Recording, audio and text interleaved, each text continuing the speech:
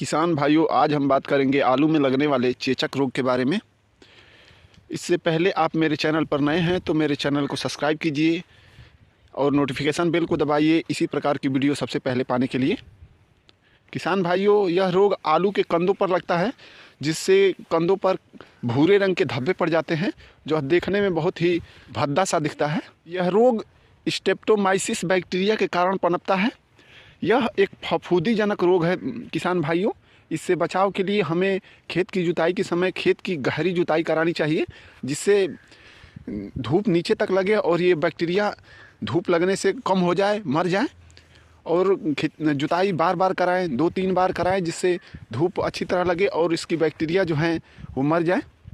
तथा लास्ट जुताई के समय आप ट्राइकोडर्मा 2 kg प्रति एकड़ गोबर में मिलाकर आप डाल सकते हैं। और इस ट्राइकोडर्मा के डालने से आपकी जो स्ट्रेप्टोमाइसिस बैक्टीरिया है वो मर जाएंगी और यह रोग नहीं लगेगा। किसान भाइयों, जुताई के से पहले एक और बात ध्यान देनी होगी कि आपको खरपतवार जो अगर खेत में है तो उसे साफ़ करके खेत को जुतवाएं, जिससे खरपतवार उसमें सड़े नहीं, जिससे इस बैक्टीरिया का बढ़ोतरी या पनपना न हो। तीसरा, आप फसल चक्र को बदलें, जिससे इस बैक्टीरिया का बढ़वार कम हो।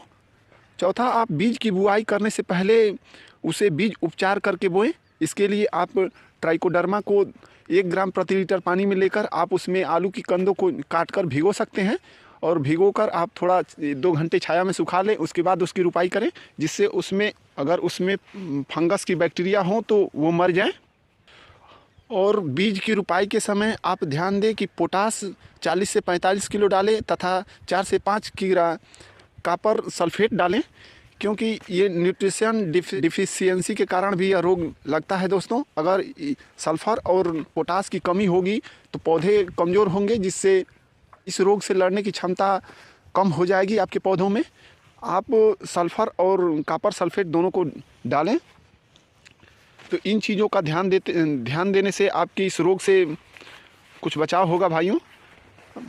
बशर्तन इस रोग की लग जाने पर इस रोग की कोई अच्छी दवा नहीं है, जिससे बाद में छिड़क कर आप इससे बचाव कर सकें। मार्केट में तो बहुत दवाइयाँ बता रहे हैं लोग, लेकिन सच बताएं तो ये दवाइयाँ काम नहीं करती इस रोग के लिए। इससे बचाव के लिए इसकी सतर्कता के अलावा और कोई चारा नहीं है किसान भाइयों। आप इन सब नियमों का ध्यान दें, जिससे आपके कंदों में चेचक रोग से बचाव हो सके और आपकी पैदावार अच्छी हो सके। धन्यवाद किसान भाइयों।